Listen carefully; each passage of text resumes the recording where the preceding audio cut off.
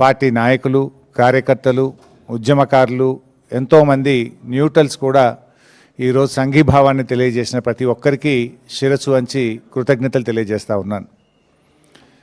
ఇవాళ రేవంత్ రెడ్డి ఇచ్చిన SIT notice అంతా కూడా ఒక ట్రాష్. నిజంగా చెప్పాలంటే ఈరోజు ఉత్త సొల్లు, ఎటువంటి నిరాధారమైనటువంటి ఆరోపణలు, ఆధారం లేనటువంటి మాటలు, అడిగిందే అడుగుడు, సొల్లు పురాణం తప్ప ఏమీ లేదు. ఒక్క ఆధారం కూడా చూపలేదు. ఓ గంట అడుగుడు, గంట అడగంగానే పైకెళ్ళి ఫోన్లు వస్తాయి, బయటకు పోవుడు, గంట మాట్లాడుకొని మళ్ళీ వచ్చుడు, మళ్ళీ ఒక అర్ధగంటను గంట అడగంగానే మళ్ళీ సైకిల్ వస్తాయి, బయటకు వెళ్ళి ఫోన్ అనగానే మళ్ళీ బయటకు పోవుడు. మరి ఆ ఫోన్లు రేవంత్ రెడ్డి చేస్తుండా, సిపి సజ్జనార్ చేస్తుండా నాకు తెలియదు, కానీ ఫోన్లు వచ్చుడు, బయటకు పోయి మాట్లాడు. బయటకు పోయి ముగ్గురు పోతారు, ఇక ముగ్గురు అధికారులు కలిసి అడుగుతూ ఉండ్రి. ముగ్గురు బయటకు పోవుడు, గంట మాట్లాడుకొని వచ్చుడు, గంట అడుగుడు, అడిగిందే అడుగుడు తప్ప అందులో ఏమీ లేదు. అంటే ఇదంతా కూడా అటెన్షన్ డైవర్షన్. ముఖ్యంగా నిన్న మేము ఈ సైట్ విజిట్ సర్టిఫికెట్ పేరిట జరిగిన కుంభకోణాన్ని బట్టబయలు చేశాం. సైట్ విజిట్ సర్టిఫికెట్లో మొదటి లబ్ధిదారుడు ముఖ్యమంత్రి బావమరిది. రేవంత్ రెడ్డి బావమరిది భాగోతాన్ని పొద్దుగాల బయట పెడితే సాయంత్రానికి నోటీసు పంపిండు నాకు. అంటే ఇదంతా డైవర్షన్ పాలిటిక్స్. మేమేమడిగినాము? సిట్టింగ్ జడ్జితో విచారణ జరపండి అన్నాం. రేవంత్ రెడ్డి నీకు ధైర్యం ఉంటే, నిజాయితీ పరుడు అయితే, నువ్వు తప్పు చేయకపోతే తక్షణమే సుప్రీంకోర్టు, హైకోర్టు సిట్టింగ్ జడ్జితో విచారణకు ఆదేశించు. ఈ బొగ్గు కుంభకోణాల్లో జరిగిన అవినీతిని మొత్తం బట్టబయలు చేద్దాం. నువ్వు తప్పు చేయకపోతే, నువ్వు నిజాయితీ పరుడు అయితే మేము అన్ని ఆధారాలు కూడా మీరు వేసిన సిట్టింగ్ జడ్జి గారికి అందించడానికి సిద్ధంగా ఉన్నాం. నువ్వు చీటికి మాటికి సిట్లు వేస్తున్నావు కదా, కమిషన్లు వేస్తున్నావు కదా. ఇవాళ మేము అన్ని ఆధారాలతో సూటిగా ఆరోపణ చేస్తున్నాం. నీ బావమరిదే మొదటి లబ్ధిదారుడు, నీ బావమరిదే ఈ రింగుకు మొత్తం కింగ్ పిన్ను, నీ బావమరిదే ఈ సింగరేణిలో 1000 కోట్ల కుంభకోణానికి తెరలేపిండు. నువ్వు అంత నిజాయితీపరుడు అయితే, తప్పు చేయకపోతే కమాన్ సిట్టింగ్ జడ్జితో విచారణకు ఆదేశించు, మేము రుజువు చేస్తాం. ధైర్యం ఉంటే ఆదేశించు. అంటే మీ భాగోతాలు బయటపడ్డాయి. ఇవాళ ముఖ్యమంత్రి గారు, భట్టి గారు, కోమటిరెడ్డి గారి మధ్య వాటాల పంపకం మొత్తం రోడ్డు మీదకి వచ్చింది, ప్రజల్లో పడ్డది. టెండర్ల మీ పోరాటం, టెండర్లు నాకంటే నాకని మీరు కొట్లాడుకునేదంతా ప్రజలకు అర్థమైంది.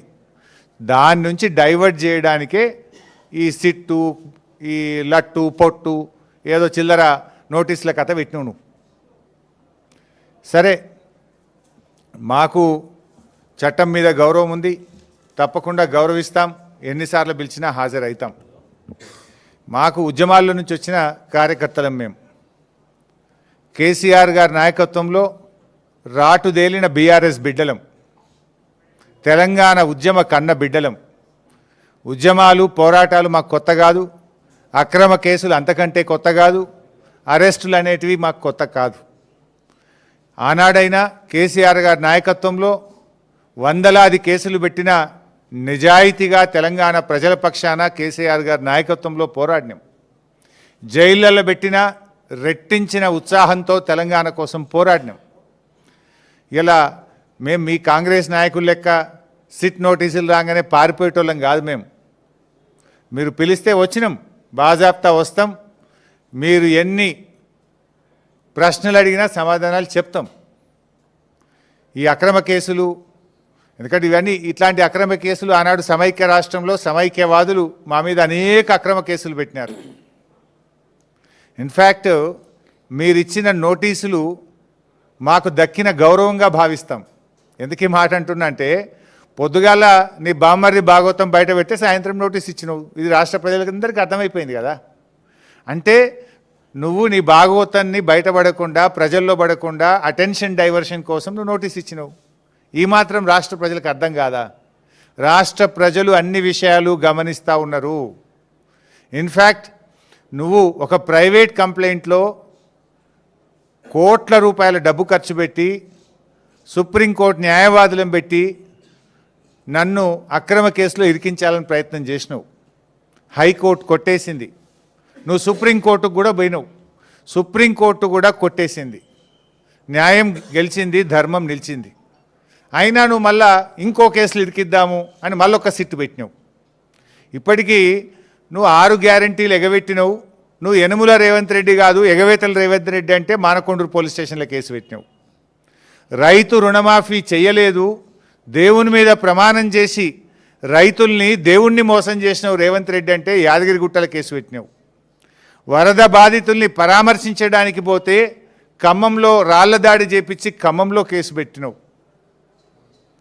ఎవరో ట్వీట్ చేసిందని చెప్పి నా మీద హైదరాబాద్లో పోలీస్ స్టేషన్లో కేసు పెట్టించినావు. ఘోష్ కమిషన్ వేసి కమిషన్ పేరిట డైవర్షన్ రాజకీయాలు చేస్తే అసెంబ్లీ సాక్షిగా ఆ కమిషన్లో ఉన్న విషయాలను కుండబద్దలు కొట్టినట్టు 6 మంది మంత్రులు మీరు మాట్లాడినా ఎంత డైవర్షన్ చేసినా ఆ కమిషన్ అంతా డొల్లా అని ఆధారాలతో సహా అసెంబ్లీ సాక్షిగా వివరించాం. నిన్న నీ బామ్మర్ది బొగ్గు కుంభకోణం బయట పెట్టంగానే సాయంత్రం మళ్ళొక సిట్ నోటీస్ పంపినావు. ఇది రాష్ట్ర ప్రజలు గమనిస్తున్నారు. రేవంత్ రెడ్డి పోలీసులను వెనక పెట్టుకొని పిరికి పందలాగా నాకు సిట్ నోటీసులు ఇచ్చుడు కాదు. ధైర్యం ఉంటే రాజకీయంగా ఎదుర్కో. కమాన్ మాట్లాడదాం, ఏడ కొట్లాడదామో కొట్లాడదాం. నీకు ధైర్యం ఉంటే 6 గ్యారెంటీల మీద మాట్లాడదాం, రైతు రుణమాఫీ మీద మాట్లాడదాం, బొగ్గు కుంభకోణం మీద మాట్లాడదాం, ఇండస్ట్రీస్ కుంభకోణం మీద మాట్లాడదాం, భూముల కుంభకోణం మీద మాట్లాడదాం, పవర్ కుంభకోణం మీద మాట్లాడదాం, ఏ కుంభకోణం మీద మాట్లాడదాం. నీ ప్రభుత్వం కుంభకోణాలకు నిలయంగా మారింది. నీ ప్రభుత్వం ఇవాళ మొత్తం ఎక్కడికక్కడ దోచుకొని తింటా ఉన్నారు. ప్రజలకు ఇచ్చిన గ్యారంటీలు గాలికి వదిలేసిండ్రు.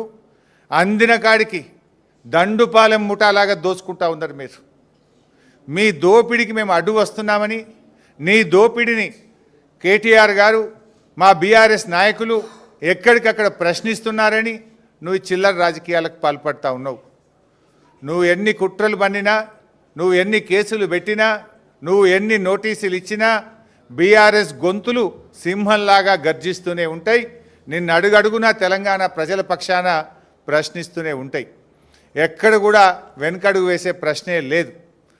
నువ్వు రేపు ప్రజాకోర్టులో సమాధానాలు చెప్పాలి. రేపు ప్రజలు నిన్ను తప్పకుండా, ఇప్పటికే నీ మంత్రులను నీ ఎమ్మెల్యేలను ఎక్కడ పోతే అక్కడ నిలదీస్తున్నారు ప్రజలు. పోలీసులను అడ్డం పెట్టుకొని పారిపోతున్నారు నీ మంత్రులు, నీ ఎమ్మెల్యేలను ప్రజలు నిలదీస్తూ ఉన్నారు. రోడ్డు కడ్డం, కారు కడ్డం నిలబడి పట్టుకొని అడుగుతూ ఉంటే పోలీసులను పెట్టుకొని పారిపోతూ ఉన్నారు. రేపు ప్రజలు తిరగబడే రోజులు కూడా దగ్గరలో ఉన్నాయి. నువ్వు సిట్టు లట్టు పొట్టు ఎన్నన్నా వేసుకో, ఏమన్నా చేసుకో, మాకు న్యాయస్థానాల మీద గౌరవం ఉంది. నువ్వు ఎక్కడికి పిలిచినా వస్తా, ఎన్నిసార్లు పిలిచినా వస్తా, నిజాయితీగా సమాధానాలు చెప్తాం. మేము భయపడం. చట్టం మీద మాకు గౌరవం ఉంది. నీ చిల్లర రాజకీయాల మీదనే మాకు అసహ్యం ఉంది. వెగటు పుడతా ఉంది ప్రజలకు. నీ భాష, నీ మాటలు వింటా ఉంటే రోత పుడతా ఉంది ఇలా రాష్ట్ర ప్రజలకు. రేవంత్ రెడ్డి గారు చూసుకో, అసలే ఇడిచిపెట్టాం, నేను ఇంకా గట్టి కొట్లాడతాం. నీ 6 గ్యారెంటీల అమలు మీద, నీ కుంభకోణాల మీద మేము మా పోరాటాలు జరుపుతూనే ఉంటాం. మాది ఉద్యమ పార్టీ, రాష్ట్రం సాధించిన పార్టీ బీఆర్ఎస్ పార్టీ. మేము కేసీఆర్ సృష్టించిన సైనికులం, కార్యకర్తలం. మాకు త్యాగాలు తెలుసు, మాకు పోరాటాలు తెలుసు. నీలాగా వెన్నుపోట్లు, కుట్రలు, కుతంత్రాలు, చీకటి రాజకీయాలు మాకు తెలియవు. మా కేసీఆర్ నేర్పింది పోరాటం, త్యాగం, ప్రజల పక్షాన నిలబడడం మా కేసీఆర్ గారు నేర్పినారు. నువ్వు ఎన్ని సిట్ నోటీసులు పంపుతో పంపు, మేము భయపడేది లేదు.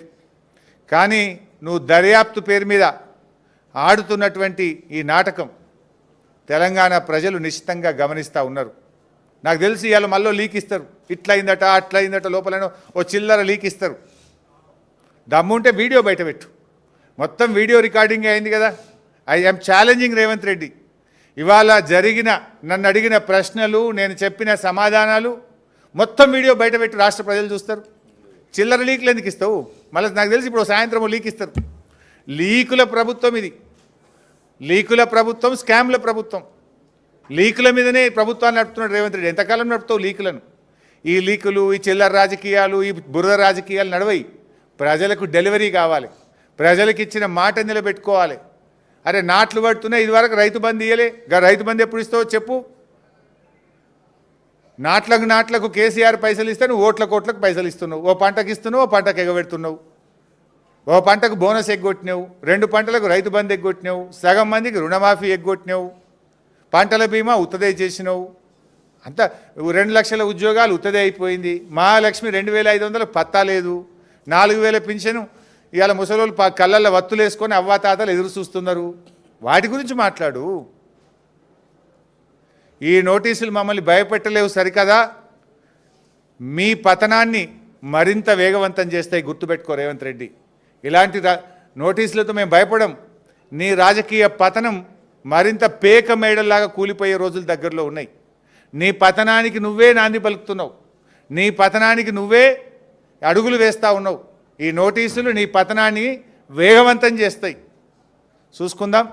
బట్ మేము ఫైనల్గా మళ్ళీ డిమాండ్ చేస్తున్నాం, నీకు నిజాయితీ ఉంటే, తప్పు చేయకపోతే సైట్ విజిట్ సర్టిఫికెట్ల పేరిట సింగరేణిలో జరిగిన కుంభకోణాల మీద సిట్టింగ్ జడ్జితో విచారణ జరపాలని మళ్ళీ డిమాండ్ చేస్తున్నాం.